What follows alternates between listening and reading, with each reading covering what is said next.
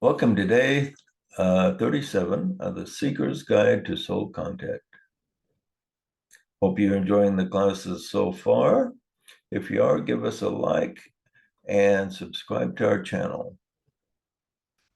The theme for today is I will reflect on effects before I criticize.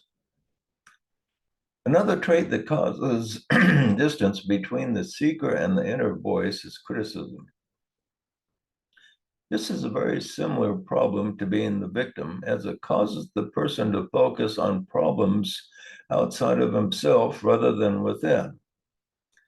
Energy follows thought, and if the focus is on the outside problems, the problems within will not get the needed attention and personal corrective action. Soul contact will suffer interference. This is one of the few personality flaws considered important enough for Jesus to address. Here's what he said about it. Why beholdest thou the mote that is in thy brother's eye, but considerest not the beam that is in thine own eye? Or how wilt thou say to thy brother, let me pull out the mote in thine eye, and behold, a beam is in thine own eye? Thou hypocrite, first cast out the beam out of thine own eye, and then thou shalt see clearly to cast the mote out of thy brother's eye.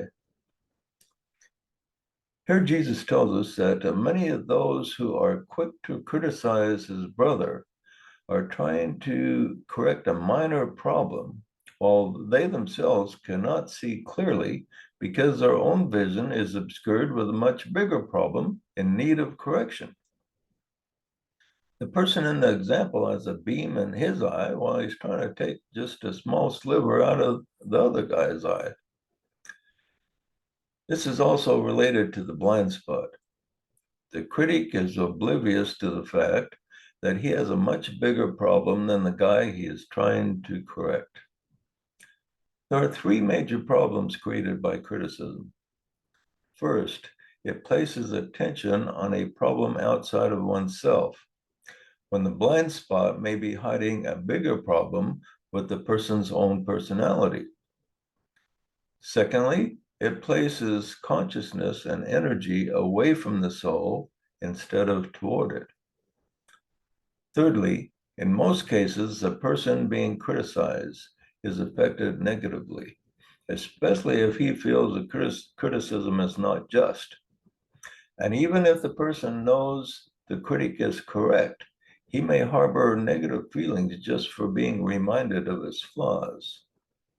Then, too, it will not matter if the criticism is just or unjust if the critic delivers it in a harsh manner.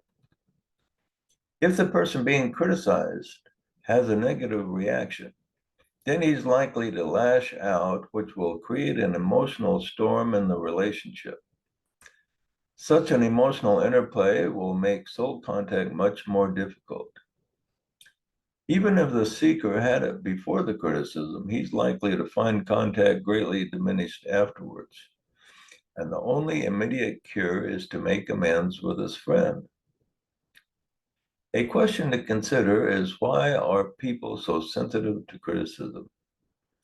Rare is a time when you point out a flaw in a spouse, a friend, or an associate that they smile with appreciation.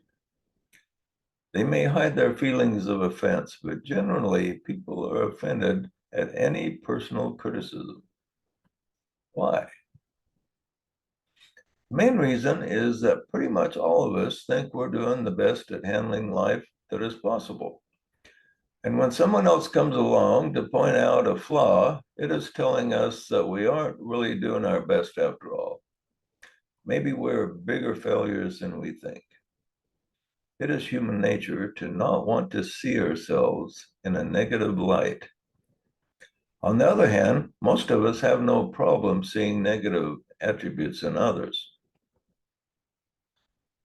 Another question that arises on this subject is, when should we criticize? Sometimes it seems as if a correction is really necessary. Well, yes, there are times when criticism is essential, but I would guess that 9 times out of 10, they are not. To know when to criticize is a knowledge had by few, and is almost an art to do it correctly.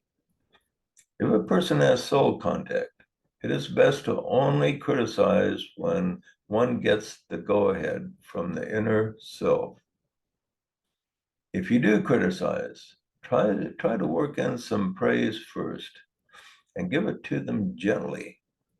Here's a good approach. You would really excel in this area if you polished off a few rough edges here. Got to be very diplomatic. Before criticizing anyone, the question to ask is whether it is necessary and whether it would do any good. When I ask myself this question, I usually get a no and restrain myself. Now, Jesus makes the interesting statement that if we take the beam out of our own eyes, we will then see how to correct our neighbor. When this vision is available, it usually does not involve any criticism that can be construed as an attack. Maybe it will involve something like buying the friend a book that will help him improve himself. A gift is appreciated much more than a criticism. The assignment today is to reflect on 3 criticisms you have given in the past that produced negative results. Ask yourself if the various criticisms were necessary and what you could have done differently. Ask yourself if you criticize from the perspective of being superior rather than a sincere desire to help. Now pay attention to yourself, not only today, but through the whole week. You will be tempted to criticize several times. When the temptation comes, ask yourself, is this really necessary? And is there another way to handle the problem? And with this affirmation, I will be slow to criticize and quick to give sincere encouragement. A lot to think about, and we will see you tomorrow.